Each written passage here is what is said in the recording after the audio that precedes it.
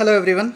So today we are starting with the next theory of complex compound, that is crystal field theory. अब तक हमने जो theories देखी हैं किसी भी complex compound को explain करने के लिए, first one Werner theory that we had seen, उसमें कुछ प्राइमरी वैलेंसी सेकेंडरी वैलेंसी का कॉन्सेप्ट आया था. Second one valence bond theory in which we had defined the concept of hybridization. And then the third theory crystal field theory. Total 4 theories है. से 4 इसके बाद जो थ्योरी आती है वो आती है मॉलिकुलर ऑर्बिटल थ्योरी. वो एज सच हमारे सिलेबस में नहीं है. So the third one and the last theory in our syllabus is crystal field theory. In last theory, valence bond theory, the concept was like we have ligand orbital, we have central atom orbital. So both orbitals overlap each other before the formation, during the formation of bond. So hybridization hoga, hybridized orbital of the central atom overlap with the ligand orbitals. So concept of overlapping was there in last theory, valence bond theory. Now in crystal field theory, the concept is slightly different. Here the bonding is not considered to be covalent bonding, not considered by the overlapping of orbitals.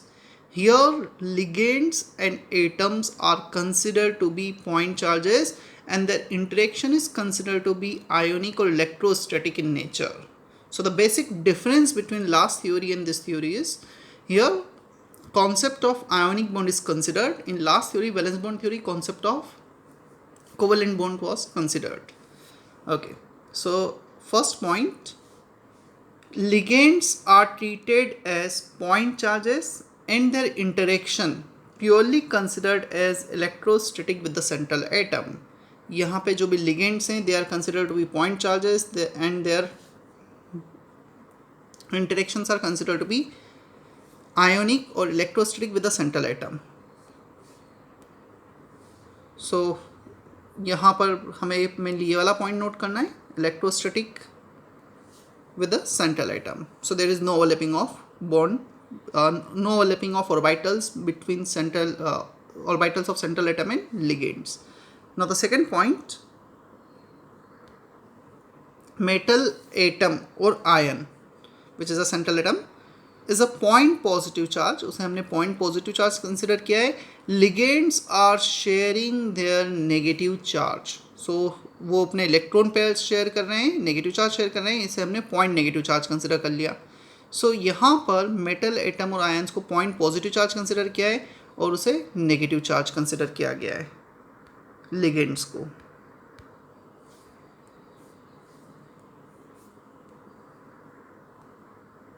Third point, there is no interaction between metal orbital and ligand orbital. So interaction between orbital is not considered here. There is no interaction between atomic orbitals of metal atom and ligands.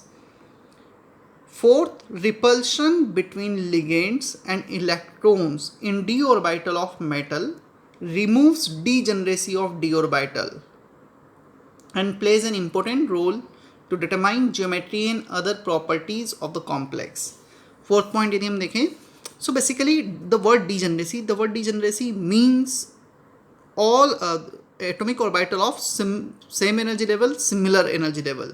So d और subshell में जो 5 orbital थे, they are degenerate initially, उनका same energy level था, but जैसे ही हमारे पास ligands आते हैं इस कॉम्प्लेक्स कंपाउंड फॉर्मेशन के लिए, सेंट्रल एटम के पास लिगेंड्स आते हैं, उन लिगेंड्स के नेगेटिव चार्ज, इलेक्ट्रॉन पेयर का रिपल्शन, इनके जो इलेक्ट्रॉन से और ऑर्बिटल से सेंट्रल एटम के, उनके साथ इंटरेक्शन होगा और इंटरेक्शन के कारण जो उनका सेम एनर्जी लेवल था वो सेम एनर्जी लेवल नहीं होगा.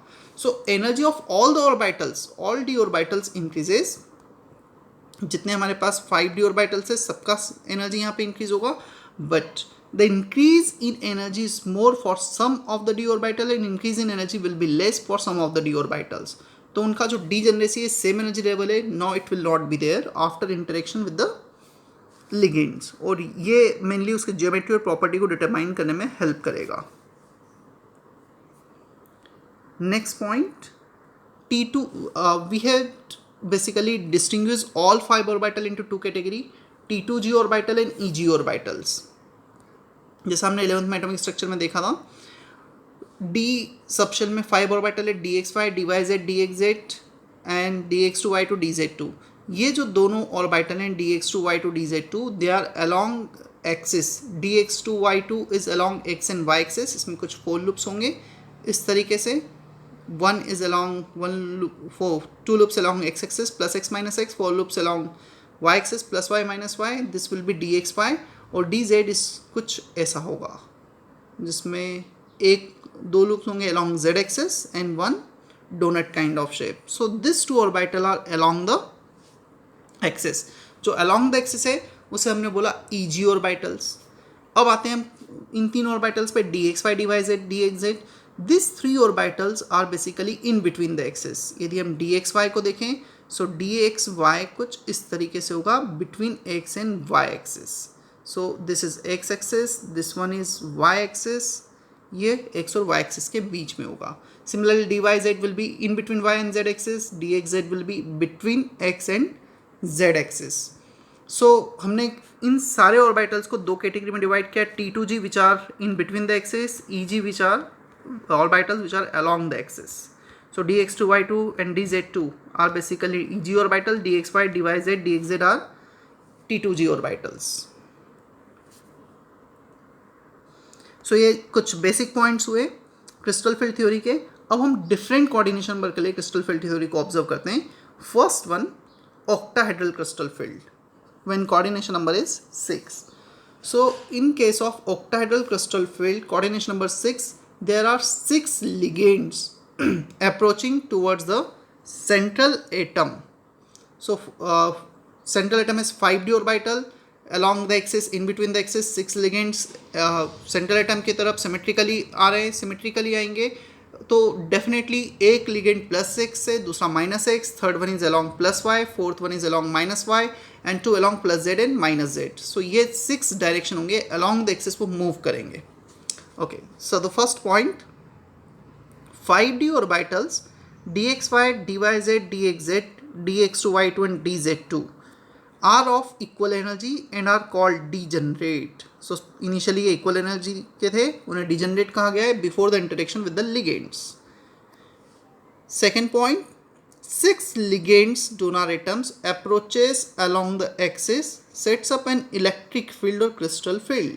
ये जो 6 ligands है donor atoms के, ये along the axis move कर रहे हैं, that is along plus x minus x, plus y minus y and plus z minus z. So ये 6 डायरेक्शन है, plus X minus X, plus X minus Y, plus minus Y and plus minus Z. This are the 6 direction in which ligands are approaching.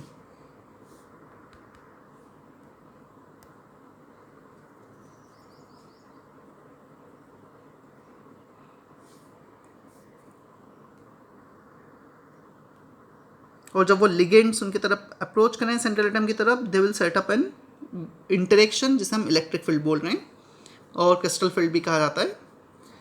Electrons of ligands repel EG orbital more strongly than T2G orbital which removes degeneracy. चलो हम अब देखते हैं.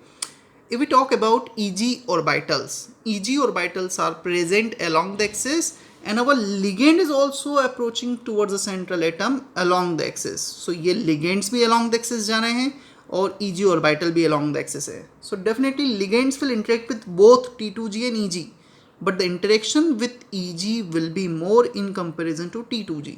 So energy of both T2G and EG orbitals increases. पांचों orbital का energy increase होगा, but the increment in energy will be more for EG and increment in energy will be less for T2G. So यहाँ पे उनके बीच में जो same energy level था वो जो डिजेनरेसी थी वो रिमूव हो जाएगी. सो ये जितने भी जो 6 लिगेंड्स अप्रोच करें they will remove the degeneracy.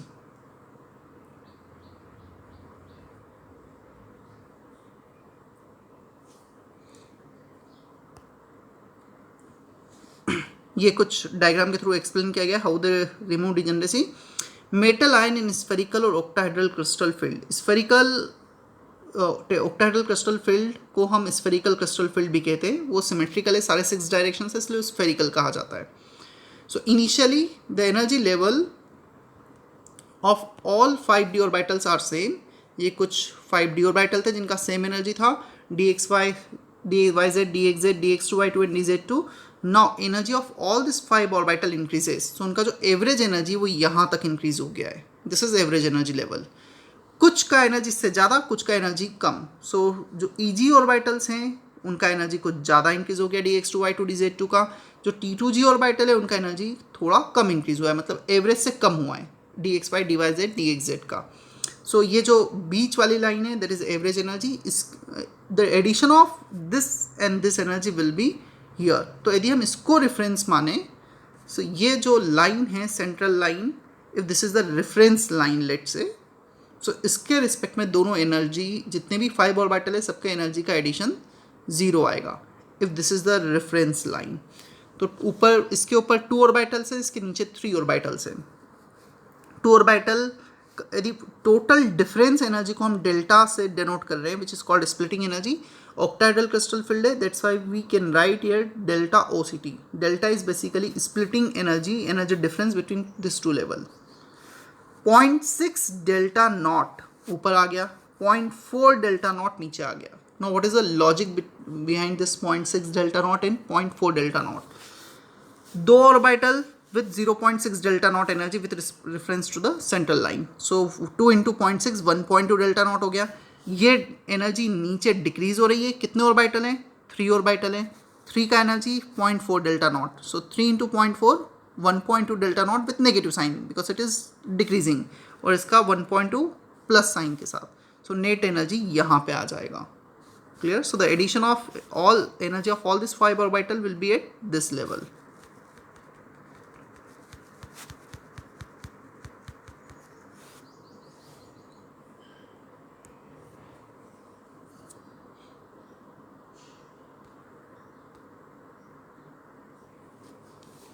For strong field ligand interaction is more. अब आते हैं हम लिगेंड्स के स्ट्रेंथ पर. लिगेंड्स के स्ट्रेंथ कैसे डिसाइड होते हैं? हम जब भी बोल रहे हैं स्ट्रॉन्ग फील्ड लिगेंड, मतलब वो जो भी सेंट्रल एटम है उसके न्यूक्लियस के ज़्यादा क्लोज जाएगा, ज़्यादा रिपल्शन क्रिएट करेगा, और जितना ज़्यादा रिपल्शन क्रिएट करेगा, ये जो इन दोनों ऑर्बिटल के सेट में एनर्जी डिफरेंस आया था यहाँ पर डेल्टा O नॉट, ये उतना ही ज़्यादा होगा डेल्टा O. सो जितना स्ट्रॉन्ग फील्ड लिगेंड होगा उतना इनके बीच में स्प्लिटिंग एनर्जी ज़्यादा होगा, क्योंकि उतना ही बेटर वो इंटरेक्ट करेगा. So for strong field ligand interaction is more, hence delta OCT is more, and for weak field ligand interaction is less and delta OCT is less, splitting energy is less. Delta is called splitting energy because weak field ligand interact weakly or less strongly. Next point, electrons that occupy the EG orbital are more strongly repelled by the relatively close approach of ligands, and this electron tends to destabilize octahedral complexes. तो जो भी electrons which are present in this EG orbitals, they have tendency to destabilize the complex compound because of higher energy, and the ligand electrons which present in T2G orbital, they have tendency to stabilize the complex compound because of lower energy. Okay, now see some example कैसे हम किसी भी complex compound की property से predict करेंगे. Example 1, COF6 3-. So again in the same manner, first we need to determine electronic configuration of cobalt. उसका जो oxidation state है, उस oxidation state में इसका electronic configuration क्या होगा. So we have CO3+ here. In CO3+, the configuration will be D6. So 6 electron initially कुछ ऐसे distribute होंगे. Free CO3+. When CO3+ forms complex compound, so after interaction with F- in electrostatic manner, in ionic manner, splitting of d orbital takes place. उनके जो energy है वो split हो जाएगा, different हो जाएगा, और यहाँ पे कुछ एनर्जी ऐसे डिस्ट्रीब्यूट होगा. ये T2G ऑर्बिटल आ गए हमारे पास और ये EG ऑर्बिटल्स आ गए ऊपर. हमें 6 इलेक्ट्रॉन डिस्ट्रीब्यूट करना है. सो 1 2 3 4 5 एंड 6 इलेक्ट्रॉन यहाँ पे पेयर्ड अप हो गया. सबसे पहले अकॉर्डिंग टू हंस रूल हमें सारे ऑर्बिटल में एक एक इलेक्ट्रॉन देना होगा. एक एक इलेक्ट्रॉन सेंड करने के बाद हम उसमें पेयरिंग करवा पाएंगे. So normal hunts rule follow हो रहा है यहाँ पर। अच्छा, अब क्वेश्चन ये आता है, ये यहाँ पे एक पॉइंट वो लिखा है बारी सेंटर। बारी सेंटर मतलब उन पांचों ऑर्बिटल का जो एवरेज एनर्जी है जो after interaction with the ligands, उसे हम बारी सेंटर बोलते हैं। सो ये 6 इलेक्ट्रॉन का फाइनल डिस्ट्रीब्यूशन हुआ। यहाँ पर जो स्प्लिटिंग एनर्जी है that is not that much, splitting energy is small. अब स्प्लिटिंग एनर्जी स्मॉल क्यों है? Because F minus is weak field ligand, तो उतना स्ट्रॉन्गली इंटरेक्ट नहीं कर रहा है। सो इलेक्ट्रॉन यहाँ पर जाएंगे बजाय इस ऑर्बिटल में पेयरिंग होने के। यदि यहाँ पे स्ट्रॉन्ग फील्ड लिगेंड होता, स्प्लिटिंग एनर्जी ज़्यादा होता, तो प्रोबेबली ये जो इलेक्ट्रॉन्स हैं जो यहाँ पे ईजी ऑर्बिटल में, ये पहले पेयर्ड अप होते, उसके बाद ईजी ऑर्बिटल में जाते। सो पेयरिंग पहले होती, but in this case splitting energy is less, so बजाय पेयरिंग होने के वो ऊपर जाना प्रेफर करेंगे। सो स्ट्रॉन्ग फील्ड लिगेंड में जस्ट अपोजिट केस होगा।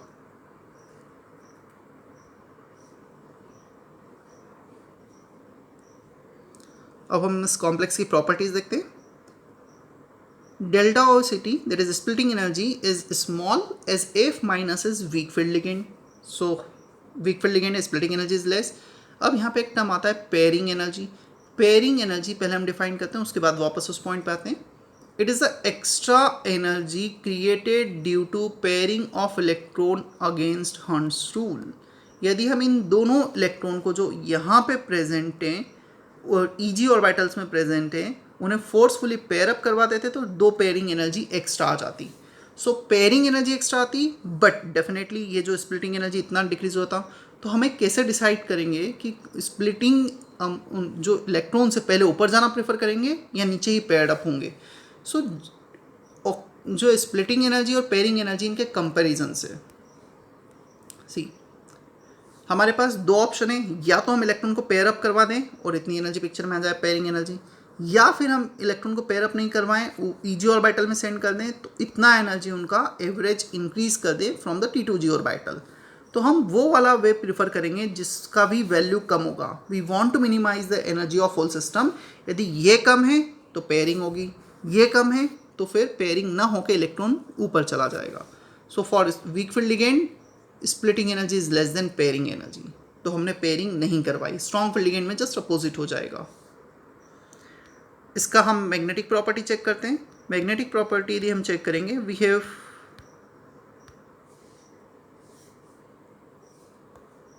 Four unpaired electron here. So दो इलेक्ट्रॉन T2G ऑर्बिटल में, दो इलेक्ट्रॉन EG ऑर्बिटल में अनपेयर्ड है। So mu will be √24 Bohr magnetron, it is paramagnetic in nature. यहाँ पे inner orbital outer orbital generally इससे हम डायरेक्ट सजेस्ट नहीं करेंगे, because it is not accepting any electron pair from the ligand, उससे सिर्फ आयोनिक इंटरेक्शन से। तो इतनी प्रॉपर्टीज हैं जो हम इसमें एक्सप्लेन कर सकते हैं using CFT। Now one example in which strong field ligand is present. तो यदि हम स्ट्रॉन्ग फील्ड लिगेंड का एग्जांपल देखें, cobalt hexa ammonia cobalt 3+। Here cobalt मैंने सिर्फ इसमें लिगेंड चेंज किया, everything is same. Cobalt free cobalt 3+, last case में ही वही था ताकि हम कंपेयर कर सकें लास्ट केस से। तो 6 इलेक्ट्रॉन का distribution before formation of complex compound कुछ ऐसा होगा। ना after formation of complex compound similar way में जैसा लास्ट टाइम ने देखा था, ये कुछ स्प्लिटिंग हुआ। अब इसमें इलेक्ट्रॉन का डिस्ट्रीब्यूशन कैसे होगा? So 6 electrons will present in T2G orbital only. So यहाँ पे इलेक्ट्रॉन जाने के बजाय, कुछ इस मैनर में जाने के बजाय, इलेक्ट्रॉन पेयर अप होना स्टार्ट हो गए हैं because of ammonia. Ammonia is strong field ligand here. So ammonia यदि स्ट्रॉन्ग फील्ड लिगेंड है तो उसके कारण जो स्प्लिटिंग एनर्जी पिक्चर में आया है वो इतना ज़्यादा स्प्लिटिंग एनर्जी पिक्चर में आ गया है कि इलेक्ट्रॉन ऊपर ईजी में ना जा रहा है, बजाय उसके पेयरिंग कर रहा है। So definitely in this case pairing energy will be less. Delta splitting energy is large as ammonia is strong field ligand. Second point, splitting energy is greater than pairing energy, hence pairing is preferred before filling EG orbitals. So पहले हम EG को fill करने के बजाय हम electron को नीचे ही paired up कर देंगे। इसमें अनपेयर्ड इलेक्ट्रॉन 0 है, mu is 0 and it is diamagnetic low spin complex. हमने इसमें नंबर ऑफ इलेक्ट्रॉन को, अनपेयर्ड इलेक्ट्रॉन को डिक्रीज कर दिए हैं। Last one is high spin complex because we have not decreased any unpaired electron.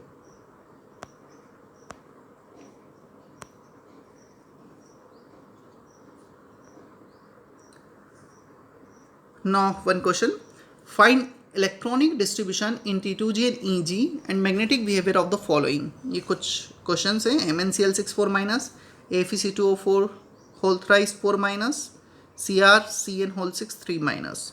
इनके लिए हिंट दिया है, मैग्नेटिक मोमेंट का वैल्यू दिया है. ये तुम्हें नहीं आ पा रहा है, तुम इस हिंट का यूज़ कर सकते हो.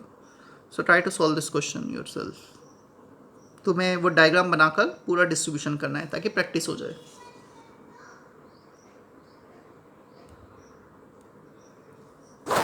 Now the next case, tetrahedral crystal filled with the coordination number 4. अभी तक हमने coordination number 6 का देखा. Now the coordination number 4. In tetrahedral complex, the d orbital splitting is inverted and smaller as compared to the octahedral field splitting due to number of ligand decreases to 2/3, that is from 6 to 4.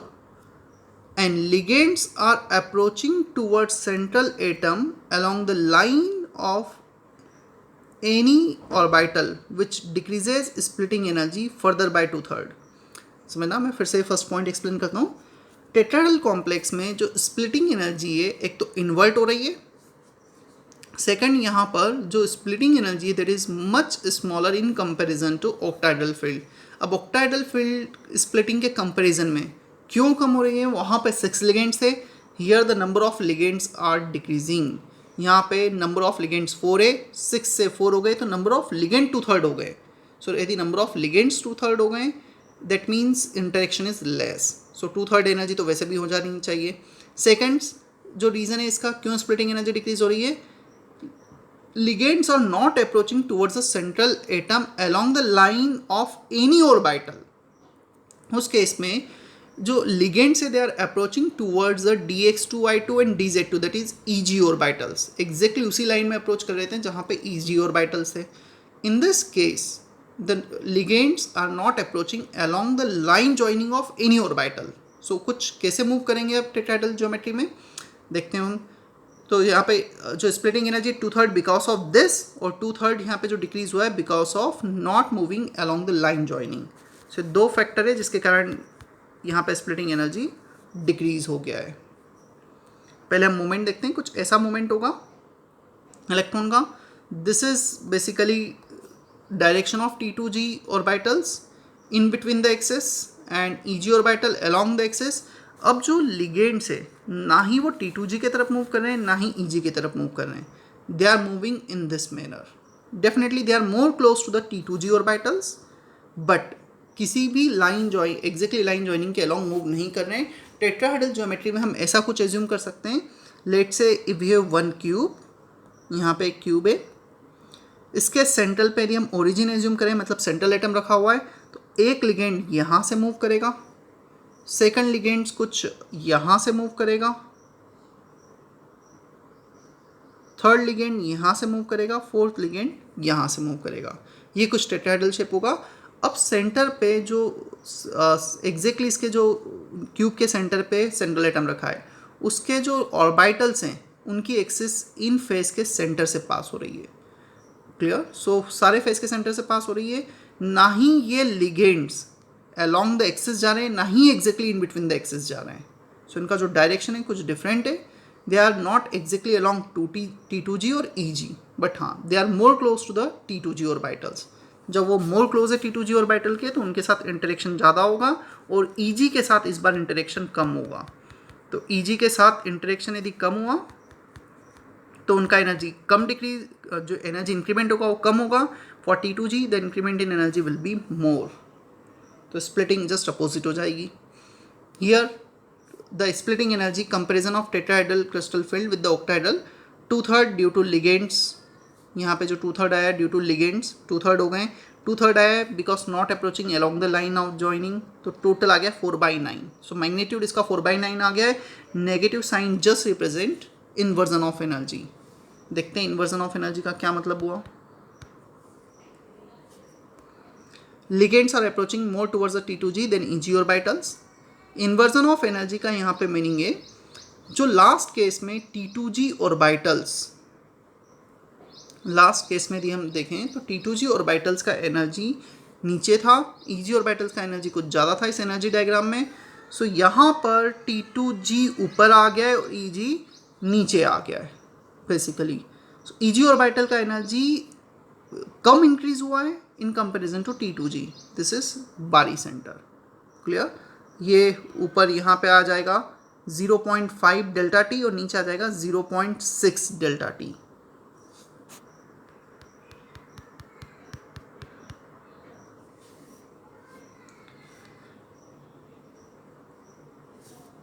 Inversion is just opposite.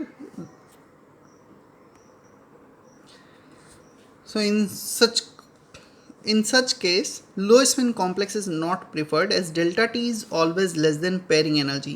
Low spin complex मतलब कभी ऐसा नहीं होगा like हमने एक electron यहाँ पे distribute किया, सेकंड यहाँ पे किया, third pairing will not takes place at all before filling this orbital. Here the splitting energy is 4/9 times in comparison to octahedral. So splitting energy is always less.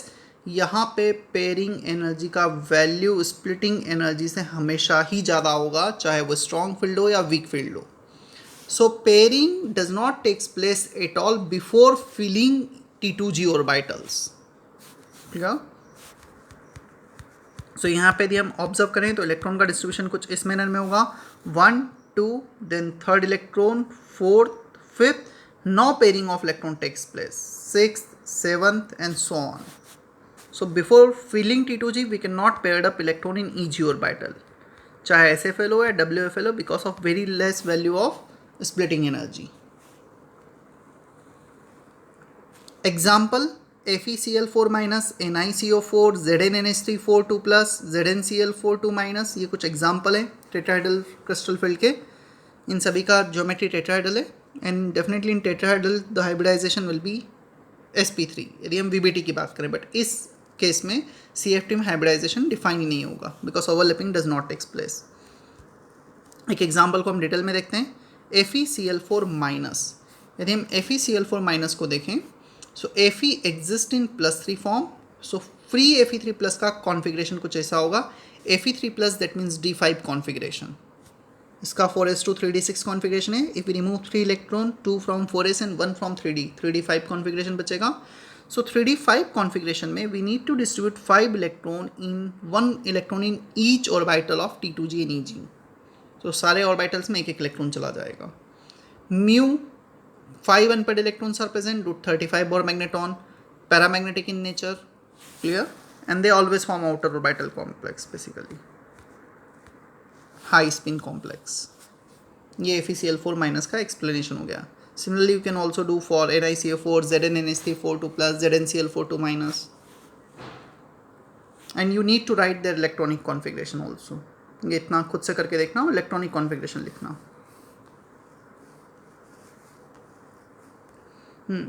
Now some more cases in square planar geometry. Coordination number 4, splitting takes place in this manner.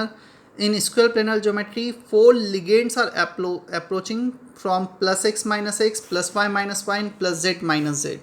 तो कुछ ऐसे approach होंगे. 4 ligands from plus minus x and plus minus y. They will interact more strongly with the orbital which is present along x and y axis, that is dx to y2. Then after this dxy जो उसी plane में but exactly along the axis नहीं है. फिर उसके बाद इसका interaction होगा dz2 से और सबसे कम इंटरेक्शन होगा dyz एंड dxz से. तो हमें ये स्प्लिटिंग ट्रेंड याद रखना है. इसमें स्प्लिटिंग 2 में नहीं हो रही है, बजाय 4 एनर्जी लेवल में हो रही है 2 के. सो यहाँ पे T2G EG as such directly कुछ नहीं डिफाइन किया गया है. यहाँ पे dx to y2 का सबसे ज़्यादा energy, then dxy, then dz2, then dxz and dyz. ये कुछ स्प्लिटिंग होगा और इसका स्प्लिटिंग एनर्जी को डिनोट करेंगे SP, square planar SP.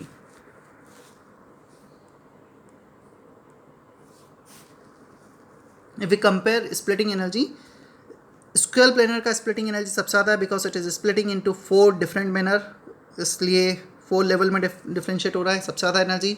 Then octahedral और टेट्राहेड्रल का सबसे कम.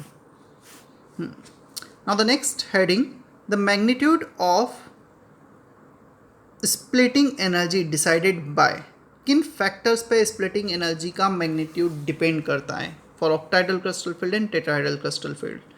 First, nature of ligand. Definitely strong field ligand has more splitting energy and weak field ligand have less splitting energy. So ये कुछ donor sites हैं. Carbon donor sites are there. Carbon donor site है मतलब less electronegative element है, ज़्यादा forcefully donate करेगा. Oxygen donor site है, more electronegative element है, फोर्सफुली डोनेट करे, लेस फोर्सफुली डोनेट करेगा ज़्यादा electronegative element. They have less tendency to donate their electron pair. So सबसे ज़्यादा स्प्लिटिंग एनर्जी क्रिएट करेंगे carbon donor, generalization, then nitrogen, then oxygen.